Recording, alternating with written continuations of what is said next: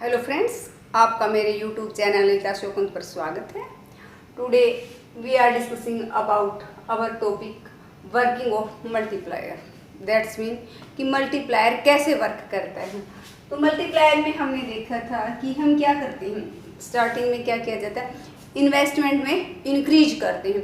Investment में जब प्रारंभिक इंक्रीज किया जाता है तो जो इनकम होती है वो उतनी नहीं बल्कि क्या है, उससे कई गुना ज़्यादा इंक्रीज होती है।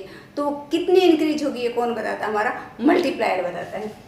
तो स्टार्टिंग में वर्क कैसे करता है, चेंज इन इन्वेस्टमेंट। तो ये इसके चेंज होने से उसी टाइम हमारा क्या होगा, change in income. Income change होने से हमारा क्या होगा, चेंज इन कंजम्पशन, और कंजम्पशन चेंज होने से फिर से हमारा चेंज इन इनकम, और फिर से चेंज इन कंजम्पशन। ये प्रोसेस ऐसे ही चलती रहती है और मल्टीप्लायर काम करता रहता है। तो ये हमारी फाइनली क्या कर देता है, इनकम को कई गुना ज़्यादा बढ़ा देता है इन्वेस्टमेंट से। कितने गुना ज़्यादा बढ़ाएगा ये किस पर डिपेंड करता है, ये डिपेंड करता है value of multiplier. Value of multiplier किस पर डिपेंड करता है, मार्जिनल प्रोपेंसिटी टू कंज्यूम। कि जितना ज़्यादा खर्च करेंगे मल्टीप्लायर की वैल्यू उतनी ही ज़्यादा होगी, और जितना हम कम सेव करेंगे मल्टीप्लायर की वैल्यू उतनी ही ज़्यादा होगी। तो अब हम एक एग्जाम्पल्स लेते हैं कि माना ये हमारा टाइम पीरियड है,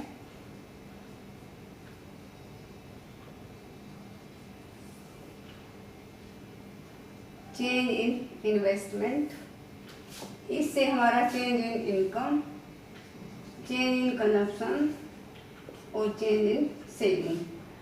तो इस पीरियड में यहाँ पर 100 करोड़ का इन्वेस्टमेंट किया जाता है इन्वेस्टर के द्वारा। 100 करोड़ का इन्वेस्ट होने से आय में उसी टाइम क्या हो जाती है, 100 करोड़ की वृद्धि हो जाती है। अब कंजम्पशन कितना होगा ये डिपेंड करता है मार्जिनल प्रोपेंसिटी टू कंज्यूम पर।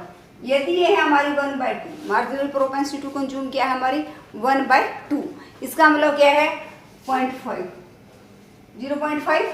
तो आधा हम क्या करें, कंज्यूम करें, और आधी इनकम हम क्या करें, सेव करें। तो यहाँ से हमारा 50 करोड़ तो हमने कंज्यूम कर लिया, 50 करोड़ हमारी सेविंग हो गई। तो ये 1 पीरियड में। फिर ये जो है हमारा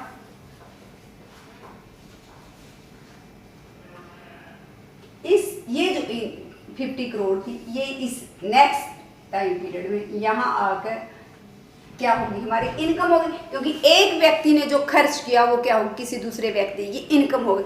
ये इस व्यक्ति का खर्च था तो ये क्या होगी, किसी और की इनकम बन गई। तो इस राउंड में ये इनकम है, तो ये इनकम फिर से हमारी क्या होगी, कंज्यूम होगी, सॉरी, फिर से यहाँ पर क्या है 1/2 है तो 25 क्या होगी, कंज्यूम होगी, और 25 सेव कर लेगी। और अब इस पीरियड में ये क्या होगी हमारी 25, फिर से इनकम होगी। 25 में 12.5 और 12.5, आधा सेविंग में चला गया, आधा यहाँ पर हो गया। अब ये जो है हमारी यहाँ पर थर्ड राउंड में ये हमारी क्या होगी, इनकम होगी 12.5, और यहाँ फिर ये इसका आधा हमारा 6.25 और 6.25, ये फिर से इनकम बन गई फोर्थ राउंड में 6.25। अब इसका आधा करते हैं तो 3.12 और 3.12, ये हमारी क्या हो गई, कंजम्पशन हो गया, ये इनकम हो गया। ये इनकम नेक्स्ट राउंड में किसकी बन गई, ये जो कंजम्पशन है नेक्स्ट राउंड में इनकम बन गई।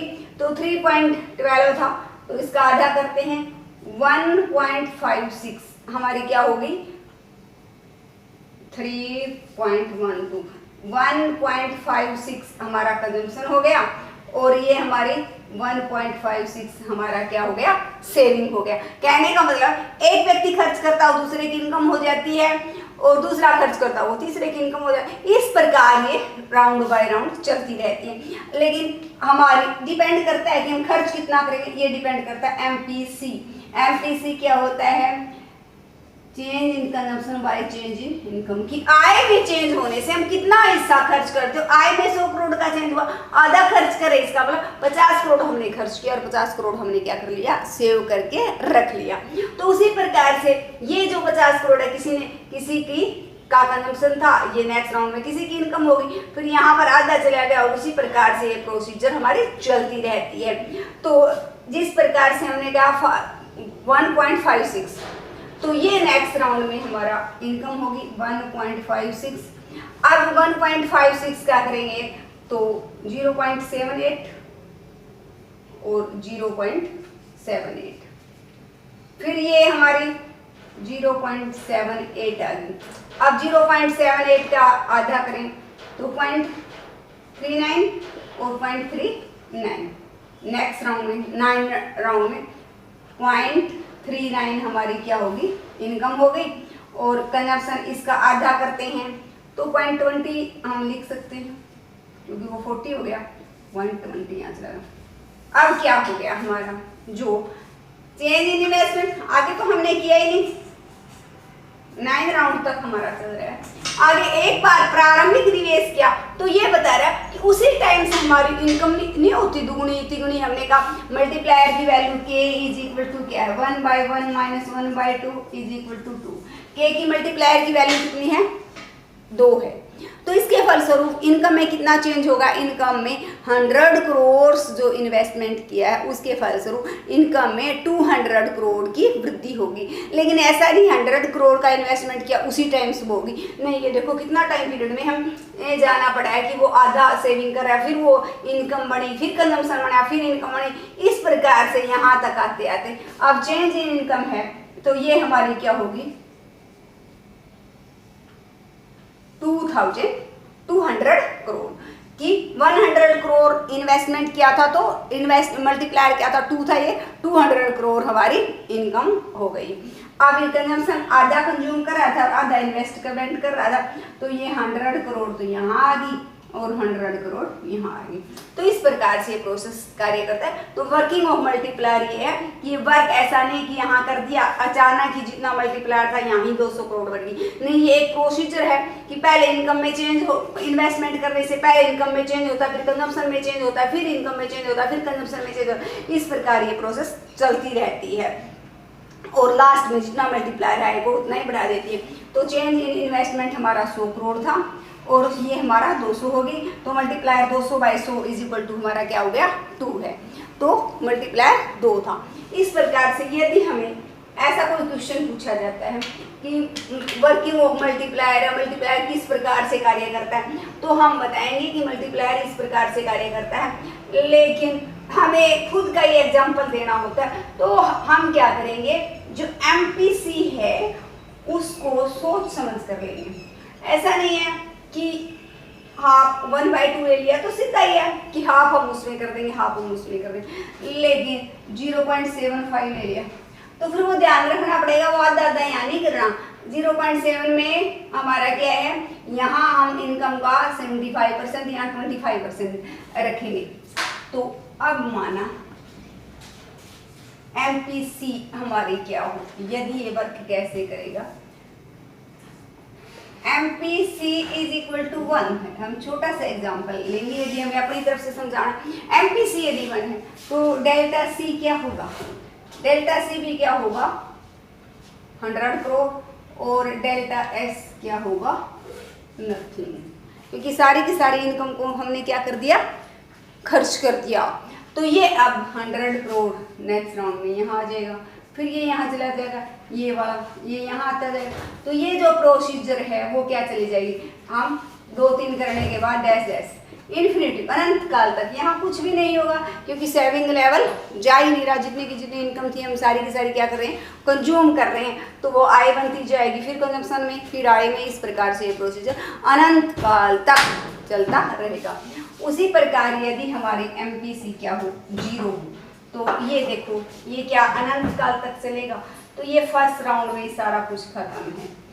यहाँ 100 करोड़ रुपए किया, यूं की यूं आय क्या होगी, MPC 0 थी, कुछ भी खर्च नहीं किया, सारा का सारा किस में चला गया, सेविंग में चला गया। तो ये फर्स्ट राउंड में सारा कुछ हमारा फिनिश है। तो वर्किंग हमें दिया हुआ होता है कि इसका जो मल्टीप्लायर कैसे वर्क करेगा जब MPC इतनी हो, तो हमें अपनी तरफ से एग्जांपल लेना हो। कई बार कह दिया जाता है कि उसकी कि मल्टीप्लायर किस प्रकार से वर्क करेगा वो समझाओ, तो हम छोटा एग्जांपल्स लेंगे ताकि इजीली हम क्या कर सकें, उसको समझा सकें।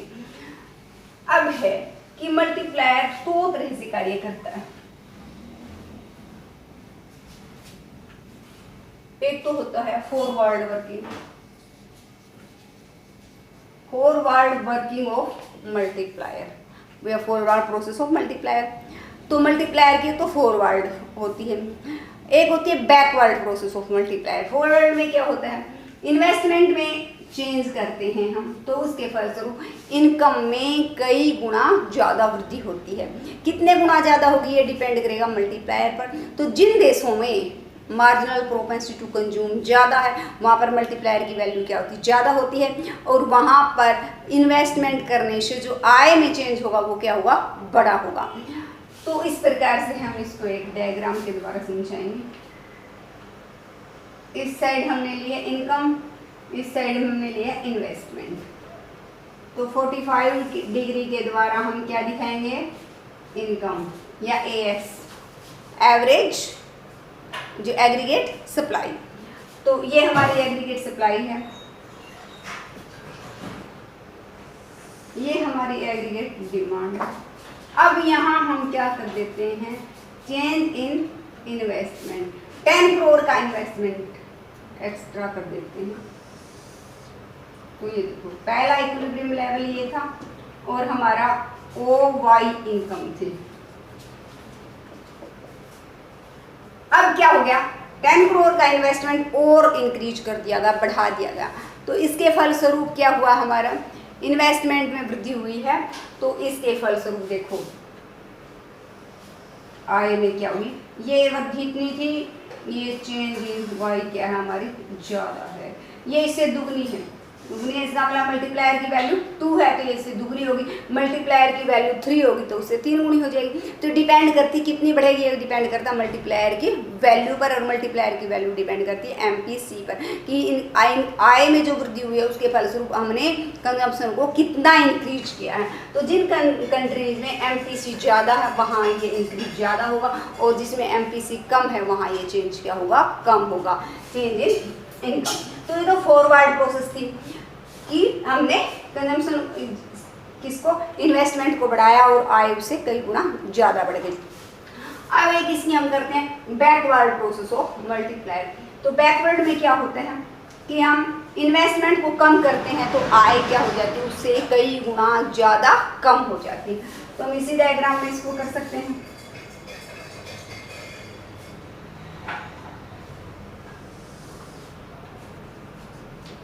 ये AD थी, ये AD1 है, यहाँ हमने इंक्रीज किया था, ये AD2 है।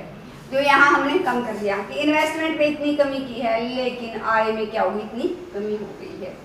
तो वो ये Y/1 वृद्धि हुई थी, Y/2 हमारा क्या हो गया, पीछे आ गया, ये हमारी इतनी कमी होगी। किसके कारण हुई है, क्योंकि हमने क्या किया, इन्वेस्टमेंट को कम कर दिया है।